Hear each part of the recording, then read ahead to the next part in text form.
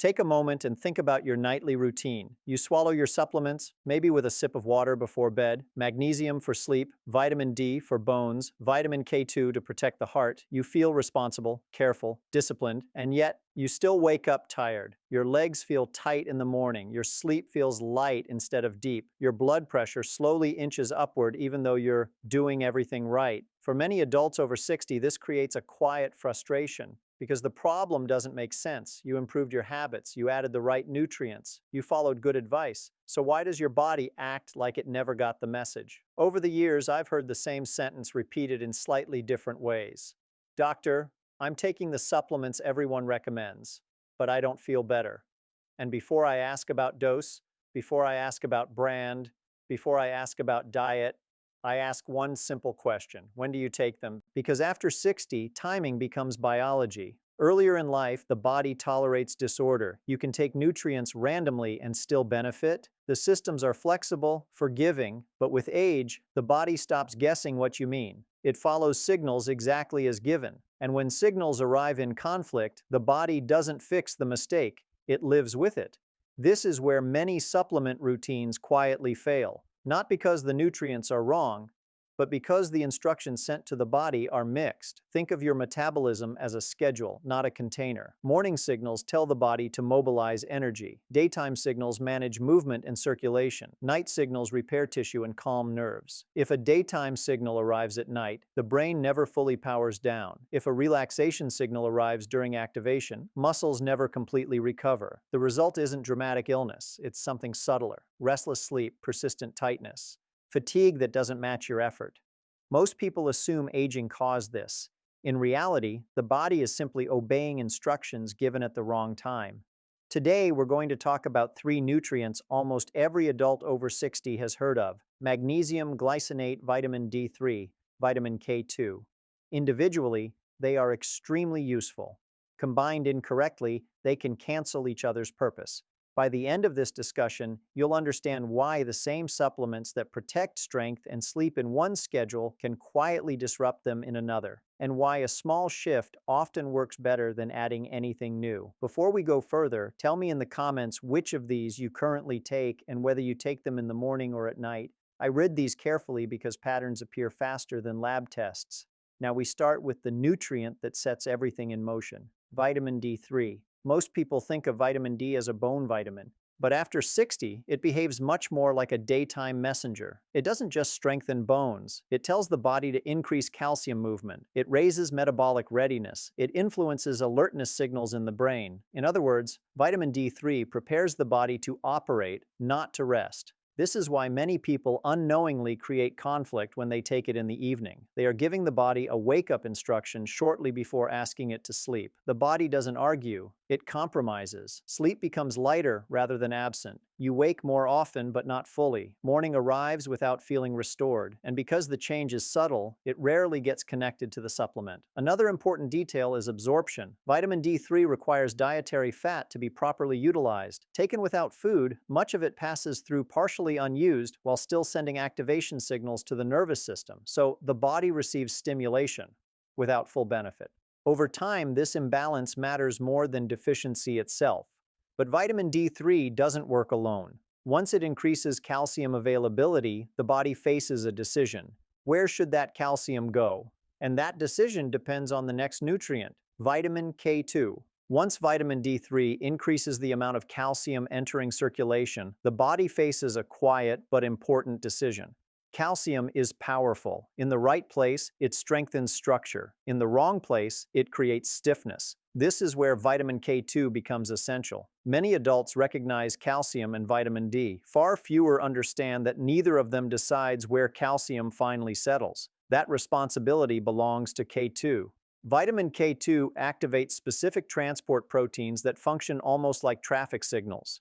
They instruct calcium to leave the bloodstream and embed inside bone tissue where it reinforces density and stability.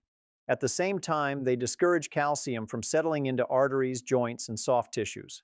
Earlier in life, the body manages this process reasonably well on its own. With age, that internal guidance weakens. Calcium movement continues, but direction becomes less precise. This is why some people are surprised to learn their bone density declines while calcium intake appears adequate. The supply exists, yet placement becomes inconsistent.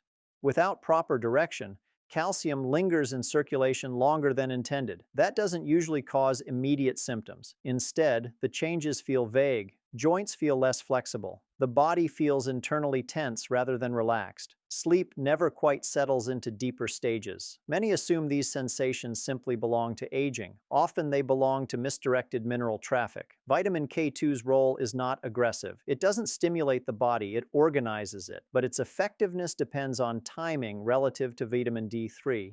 D3 creates availability. K2 assigns destination. If K2 arrives long after calcium levels rise, guidance becomes inefficient. If it arrives appropriately, the process becomes orderly. For this reason, vitamin K2 generally functions best during the earlier part of the day, alongside vitamin D3 and food. Fat improves absorption and allows both nutrients to operate with clarity rather than uncertainty. At this point, two stages of the system are working.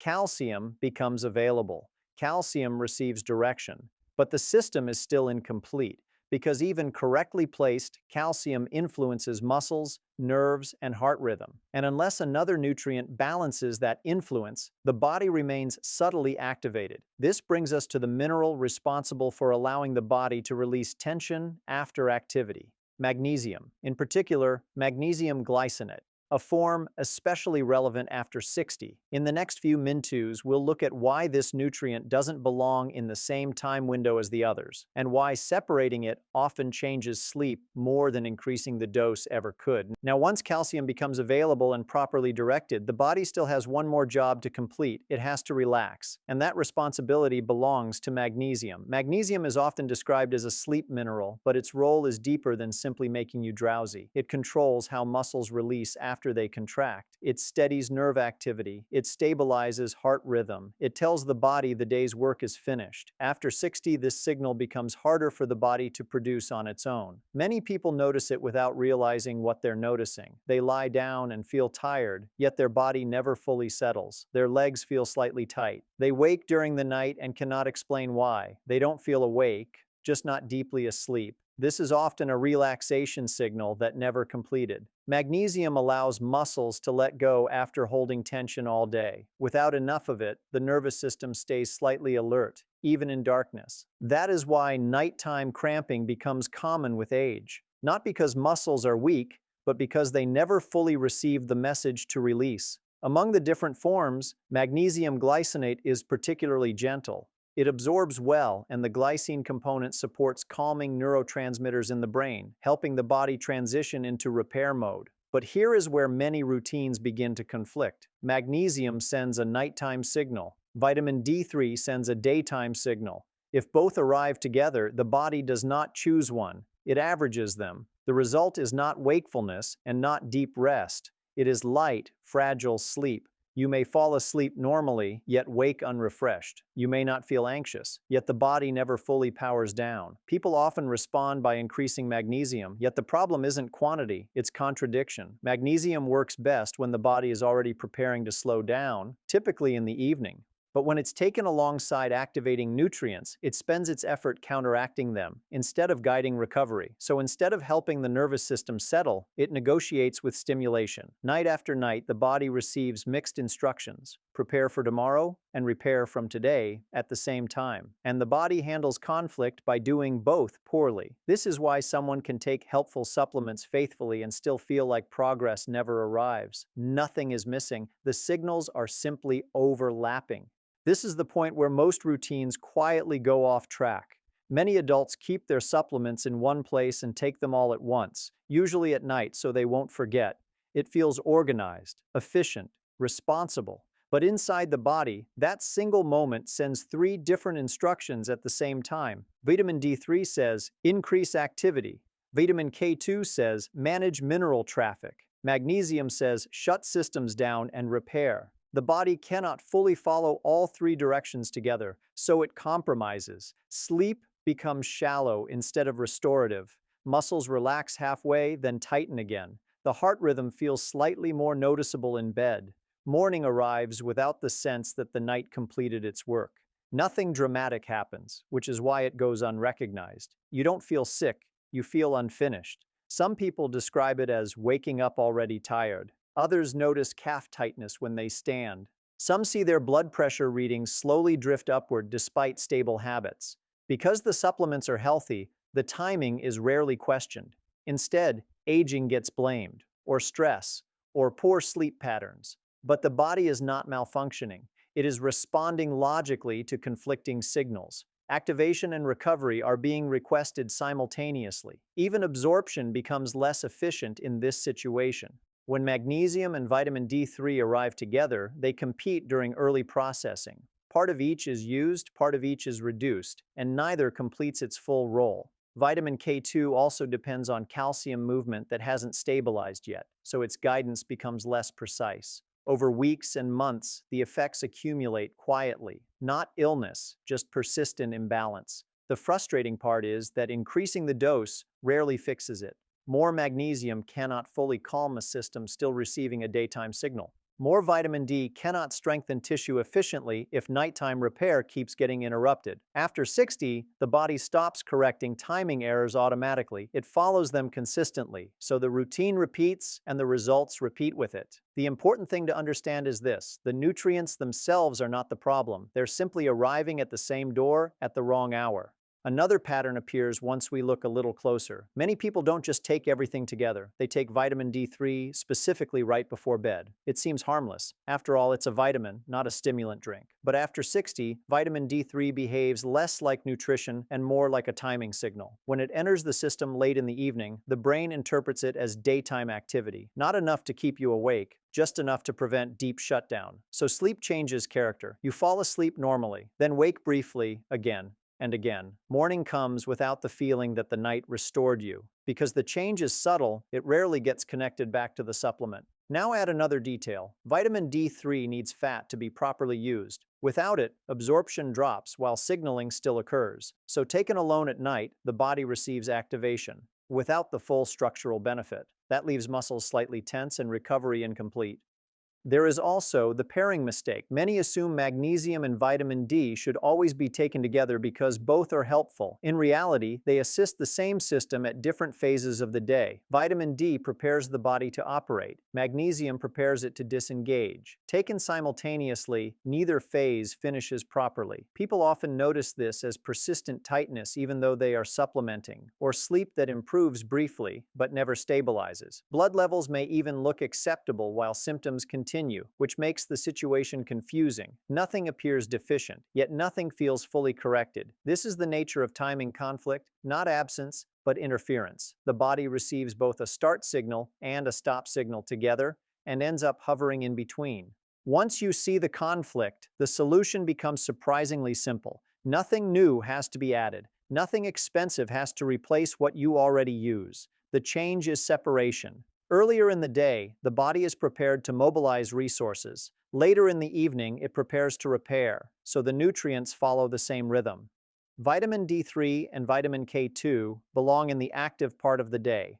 Taken with breakfast or lunch, especially alongside foods containing natural fats like eggs, yogurt, olive oil, or nuts, vitamin D3 increases calcium availability, while K2 guides that calcium into bone structure where it's useful. During these hours, activation helps rather than interferes. Energy signals align with daylight instead of competing with sleep later. Then the evening arrives. About half an hour before bed, magnesium glycinate enters alone. Now it doesn't have to negotiate with stimulation. It can send a clear message, release tension, slow the nervous system, allow repair. Muscles soften instead of hovering in partial contraction. The heart rhythm steadies instead of feeling noticeable in the quiet. Sleep deepens because the body is receiving only one instruction. Many people notice the difference within days. Not dramatic sedation, just fewer awakenings and a more complete feeling in the morning. After a week or two, nighttime cramping often eases. The body finally finishes the repair cycle it was attempting all all along. What changed wasn't the supplement list, it was the clarity of the instructions. When signals stop overlapping, the body stops negotiating and starts completing processes again. This is especially true after 60, when consistency matters more than quantity. Small adjustments begin producing larger effects than adding more pills ever could. At this point, it helps to pause and recognize something important.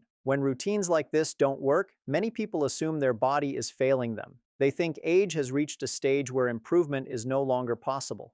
But what's often happening is much simpler. The body is not refusing to cooperate. It's responding precisely to mixed instructions. When the instructions change, the response changes with them. I remember a patient in her late 60s who kept a careful health journal. Every evening, she took vitamin D3, K2, and magnesium together before bed because it seemed logical to finish the day by taking care of herself.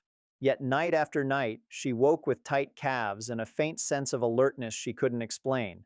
Her sleep tracker showed enough hours, but never deep rest. She thought she needed stronger supplements. Instead, we moved vitamin D3 and K2 to breakfast and left magnesium alone at night. Nothing else changed. Within 2 weeks, her notes looked different. The awakenings became fewer. Morning stiffness softened. She described feeling settled again rather than tired from sleeping. What mattered wasn't adding anything new. It was giving the body a clear schedule. After 60, clarity often works better than intensity. So if you take these nutrients, consider observing rather than guessing. Notice when you take them. Adjust the timing. Then give your body a little time to answer. You may find the improvement feels less like a sudden cure and more like the return of steadiness, the kind that builds quietly day by day. If this helped you understand something about your own routine, tell me where you're watching from and which timing you plan to try first. I read those carefully, and they help guide future topics. And if you want more discussions focused on staying strong and independent as the years move forward, you can subscribe and turn on notifications so you don't miss the next one.